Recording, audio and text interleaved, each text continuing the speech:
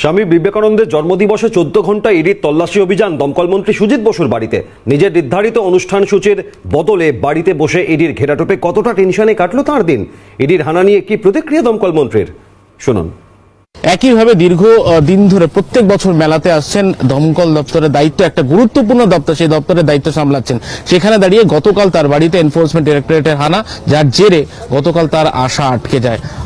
ইডির আধিকারিকরা গতকাল আপনার বাড়িতে এসেছিলেন, যারা আপনি বলছেন যে হেনস্থা করা হচ্ছে। গতকাল আপনি সাংবাদিক বৈঠকে জানিয়েছেন, শেষ পর্যন্ত কি পারলেন? যেটা খুঁজতে এসেছিলেন পেলেন? কি খুঁজতে এসেছিল ওরাই বলতে পারবে, আমি জানি না কি ওরা খুঁজতে এসেছিল, কি ওরা কি পেয়েছে ওদের কাছে জিজ্ঞেস করুন ভালো করে যে কি পেয়েছে। আমি তো বলেছি দেখে নিন, আপনি আমার বাড়িতে এসছেন, আমি তো একজন নিপাট ভদ্রলোক হিসেবেই যা ট্রিট করা তাই করেছি। আপনি আমার বাড়িতে আসুন। 10 মিনিট দেরি হয়েছে, মুখ হাত পা ধুতে লেগেছে, কিন্তু ভোরবেলায় কেউ যদি কারোর বাড়িতে আসে কি বলতে হয়, একটু আসুন, চা খান, দেখুন, এটুকু তো সামাজিক ভদ্রতা থাকে। দীর্ঘ 14 ঘন্টা তল্লাশি অভিযান, একটা মানুষের বাড়িতে আসা, তার সমস্ত কর্মসূচি আটকে যাওয়া, একজন জনপ্রতিনিধি এইভাবে হেনস্থা। আমি তো বলেছিলাম আজ স্বামীজির জন্মদিন, স্বামী বিবেকানন্দের জন্মদিন। এই দিনটা আমাদের কাছে খুব সেন্টিমেন্টাল, বাংলার মানুষের কাছে, দেশের মানুষের কাছে। এখন ওনারা বলছে স্যার থোড়া জলদি হয়ে যায়গা। না, জলদি হয়ে যায়গা রাত্রি 8:30 অবধি। আপনি কি বলবো না, সহযোগিতা করলে বলতো যে আমি সহযোগিতা করিনি, আমি তাড়িয়ে দিয়েছি, কিন্তু আমি সেটা চাইনি এসছে। কিন্তু আমার অনেকগুলো শিডিউল প্রোগ্রাম কালকে নষ্ট হয়েছে। লোক বুঝেছে, লোক পরে চলে এসেছিল বাড়ির সামনে।